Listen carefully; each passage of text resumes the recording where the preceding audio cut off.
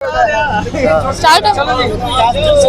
जिस टाइम छात्रों पे लाठी चार्ज हुई वहाँ पे ये बच्चा भी शामिल था। और मैं ये कहूँ कि जो इनको भी चोट आई हुई है, चोट लगने के बावजूद भी है 5 दिन हो गए जो आप पानी की सेवाएं दे रहे हैं। बात करना चाहेंगे जी। नमस्कार। नमस्कार जी। तो उस टाइम लाठी चार्ज हुआ पे यहीं पे? हाँ जी, मैं उस टाइम उधर ही था, जो वीसी के घर के पास हम शांतिपुर धरना देने गए थे, तो उस टाइम मैं उधर ही था। तो कितने बच्चों को चोट आई थी? लगभग 8 से 10 बच्चों को चोट आई थी, जिसमें 2 के सिर फटे, बाकी किसी के बाजू पर, किसी के टांग पर आई थी। तो उसके बावजूद आपको चोट लग रही, पट्टी भी अभी बंदी हुई है, उसके बावजूद आप 5 दिन हो गए लगातार, मैंने सुना कि आप सेवाएं दे रहे हो पानी की। बिल्कुल जी, बिल्कुल है, हमारा फर्ज है। जो उन बच्चों को चोट लगी है, उनके घर वालों को हमने देखा है, बिल्कुल ये मतलब देखने लायक नहीं था वो। तो बच्चों के बीच में हौसला भरना, और जैसे आपको पता जितनी गर्मी है तो ये बहुत जरूरी है। बहुत जरूरी है। कहाँ के रहने वाले? मैं जी कैथल का निवासी हूँ। तो यहाँ पढ़ते हो? हाँ जी। या फिर बाहर किसी यूनिवर्सिटी में पढ़ते हो यहाँ पे स्पोर्ट करने के लिए? इधर ही एडमिशन है मेरा। इधर ही। हम MBA के स्टूडेंट्स हैं, तो हमने जब सोचा कि कुछ ना कुछ हमें भी करना चाहिए इस प्रोटेस्ट के लिए, तो हम सब ने ये डिसाइड किया कि हम सब ये जो पानी की सेवा सबके लिए करें। भले ही मैम इसके शरीर का पानी सूख जाए, पर लोगों के शरीर का पानी नहीं सूखना चाहिए। बहुत बड़ी बात कही है। बिल्कुल जी। हेलो, हमारे मैम जिन्होंने आइडिया दिया था और जनरेट किया था कि हमें सेवा करनी चाहिए। आइडिया आपका था? हाँ जी मैम, हमारा यही आइडिया था कि जब तक बच्चे बैठे हैं, जब तक हम पानी की सुविधा उन्हें नहीं देंगे, सभी को पानी पिलाते ही रहेंगे। ना मैम हमें किसी से फंडिंग चाहिए, ना कुछ जो भी। जी आप इधर आ जाइए अगर बात करें। ना मैम हमें MBA वाले स्टूडेंट किसी से फंडिंग चाहिए ना कुछ। जो भी हम करेंगे, या वो 1 महीना चले, या वो 2 महीने चले, या 1 हफ्ता, हम सब अपनी तरफ से करेंगे और हम करते आ रहे हैं। मैं बावड़ से हूँ जी, वैसे यहाँ पे इनके सपोर्ट में आया हूँ। मैं वॉलेंटियर हूँ यहाँ पे, एज ए वॉलेंटियर यहाँ पे सेवा करवा रहा हूँ। MBA वालों की पूरी सेवा करवा रखा हूँ मैं यहाँ। मैं से बावड़ से स्टूडेंट हूँ मैं। मेरे को जब पता चला कि मतलब यहाँ प्रोटेस्ट हो रहा है, मैं बावड़ से आया हूँ। बाकी बावड़ में भी हो रहा है प्रोटेस्ट, तो लेकिन यहाँ बहुत ज्यादा जरूरत बच्चों को ज्यादा चोट हाँ। पिछले 3-4 दिन से ऐसे वॉलेंटियर है हमारे साथ है और हमारे साथ ही काम करवा रहा है। अगर यहाँ स्ट्रेंथ नहीं दिखेगी तो फिर क्या करना चाहोगे? अगर यहाँ पे अगर सुनवाई नहीं तो आगे क्या करना चाहोगे?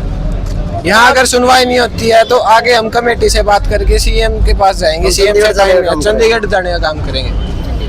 मांग क्या रहेगी? मांग पहली मांग यही है कि VC का इस्तीफा चाहिए हमें। सबसे मेन और प्रमुख मांग हमारी वही है कि हमें VC का इस्तीफा चाहिए। अगर वो नहीं मिलती है तो फिर फायदे छोटी मोटी मांग पूरी करके हमें साढ़े को। आज एक प्रोफेसर को गिरफ्तार किया, उसको कोर्ट में पेश किया गया है। आज एक प्रोफेसर को मतलब इतना वो हो गया कि आज प्रोफेसर हुआ है, तो कल हमें पूरा कॉन्फिडेंस है कि सरकार हमारी सुनेगी और VC को इस्तीफा देगी। कहीं ना कहीं एक टीचर का जो नाम आता है, एक शिक्षक का नाम आता है, विकास के लिए आता है, भाई बच्चों का विकास होगा, मार्गदर्शन कराएंगे। यहाँ पे थोड़ा उल्टा नजर आ रहा है, क्या कहना चाहोगे? ये वो शिक्षक नहीं है, वो भक्षक है। मैं कहना शिक्षक तो है ही नहीं जी, गुरु तो है ही नहीं, वो गुरु तो है ही नहीं। स्कूल्स में भी ऐसे नहीं मारते जैसे उन्होंने दोनों हाथों से बच्चों के सिर पे डंडे मारे हैं। स्कूल्स में भी अगर मार देते हैं तो टीचर्स या पेरेंट्स कंप्लेंट कर देते हैं। तो यहाँ तो बेस्ट ऐसे मारे हैं जहाँ पे इतना इंडिपेंडेंट।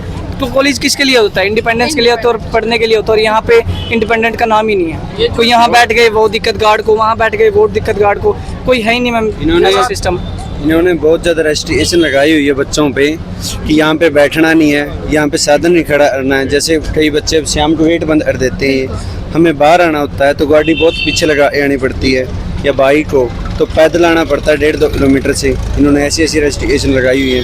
3 बंदे बाइक पे नहीं बैठ सकते क्योंकि स्टूडेंट है, इतनी फैसिलिटी नहीं है बच्चों के पास, तो वो सोचते हैं ये साथ इस साधन पे चले जाएं, वो नहीं जा सकता है बच्चा यहाँ पे। मतलब इन्होंने ये कर रखा है कि इनकी मर्जी चलनी चाहिए। पहले कभी कंप्लेन किए?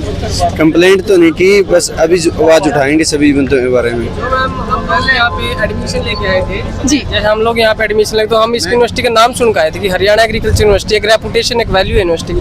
बट जैसे अभी हम देख रहे हैं कि टीचर्स ही जो कदम उठा रहे हैं बच्चों को मार के, तो कहीं ना कहीं वो रेपुटेशन इस यूनिवर्सिटी की कम होती जा रही है।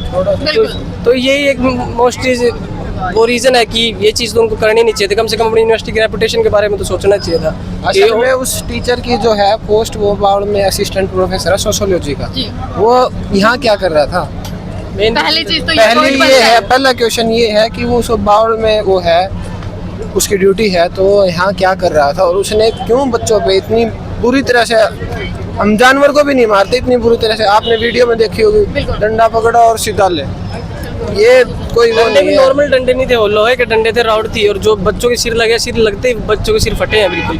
और फिर वो एम्बुलेंस को एकदम बुलाया तो थोड़ी सी अंडर 24 घंटे के अंदर अंदर उनको हम हॉस्पिटल में लेके गए, तो अभी उनका इलाज चल रहा है वहाँ पे। हॉस्पिटल में भी थोड़ा डॉक्टर से जो उनकी जान पहचान के हैं, या फिर उन पर दबाव डाला जा रहा है कि इनके इतना अच्छा थे। दबाव बनाया जा रहा है। जो MLR होती है उसके अंदर 2 सेंटीमीटर 1 सेंटीमीटर का कट दिया है, बल्कि 10 सेंटीमीटर से ज्यादा का कट है। वो सिर पे पूरे 10 टाके आए हुए हैं बच्चे के, एक के 12 टाके आए हुए हैं, और डॉक्टर है ना रिपोर्ट में नहीं दे रहे। आप कहना ये चाह रहे हो कि कहीं ना कहीं जो मिली भगत है डॉक्टरों के साथ में भी है? प्रशासन दबाव बना रहा है डॉक्टर्स पे, ताकि उसका मेडिकल अप्रूव ना हो कोर्ट में।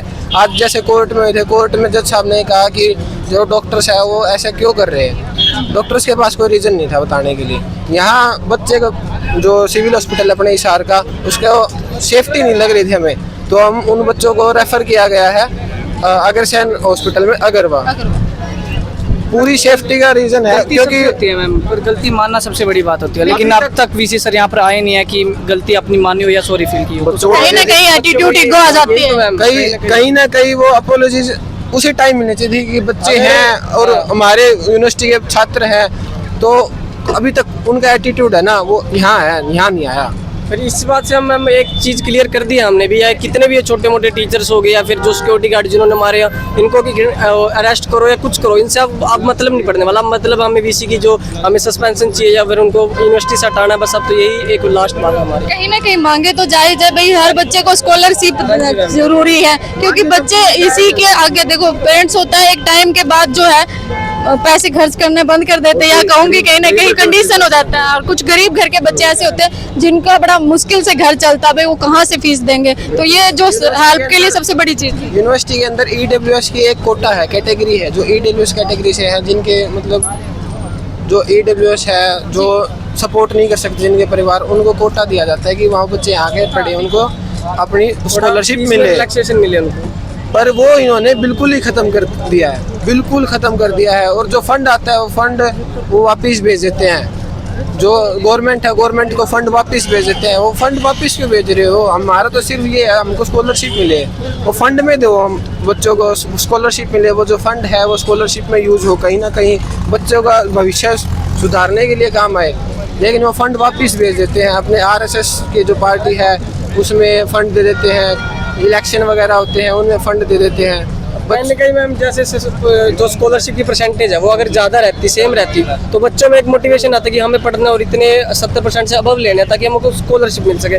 अब ये स्कॉलरशिप की परसेंटेज ही कम करे तो बच्चों पे भी गलत इंपैक्ट पड़ रहा है कि अब क्या ही पढ़े, कितना पढ़ने, पैसे स्कॉलरशिप तो दे ही नहीं रहे हमें कुछ। और कॉलेज की एडमिशन की फीस वगैरह भी बहुत बढ़ा चुके हैं, पहले बहुत कम थी, 16% बढ़ा चुकी है। जो फीस ही बढ़ रही है तो फिर स्कॉलरशिप तो फिर कम ही होनी चाहिए, बिल्कुल होनी चाहिए। अगर एक बच्चा है वो बिल्कुल सपोर्ट नहीं दे रहा, वहीं से उसके पेरेंट्स है उधार लेके उसकी फीस दे रहे हैं, ये फीस इंक्रीज कर रहे हैं, हॉस्टल का फंड है वो इंक्रीज कर रहे हैं, फैसिलिटीज नहीं मिल रही बच्चों के, स्कॉलरशिप वगैरह की कुछ नहीं मिल रहा। फैसिलिटी के नाम पे क्या दिया जा रहा है यहाँ? फैसिलिटी के नाम हॉस्टल में जो पे RO फिल्टर होता है उसमें छिपकली पाई जा रही है बस, और कुछ फैसिलिटी नहीं है।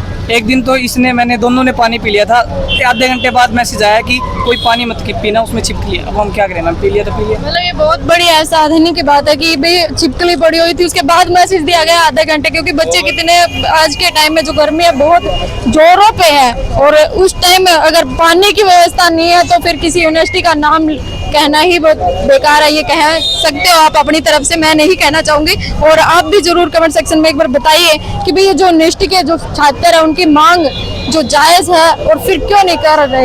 एक बार उन चीजों को भी आप गौर से दिखा दीजिए कि इंतहा हो गई इंतजार की, यानी ये कहना चाह रहे हैं कि भाई कहीं ना कहीं इनको जो है गिरफ्तार किया जाए और हटा दिया जाए। और एक और बोर्ड आपने सामने देखा कि शिक्षक नहीं गुंडे हैं, वो चीज भी आपको सामने दिखाई दे रही होगी।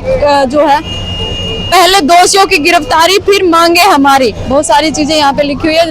बच्चों ने जो है मांगे यहाँ पे रखी है, वो जो सामने एक बयान के रूप में आगे कहें कि जो है सामने लिखी हुई है, और आप देख पा रहे होगे बिल्कुल कि बच्चे भी यहाँ पे बहुत सारे बैठे हुए हैं। उनकी मांग जो है बड़ी जायज है, क्योंकि स्कॉलरशिप बच्चों को मिलनी चाहिए। और आप भी जरूर बताइए कमेंट सेक्शन में कि इस मामले में कहाँ तक पहुँचेगा और कहाँ तक जो है सरकार को मांग पूरी कर देनी चाहिए।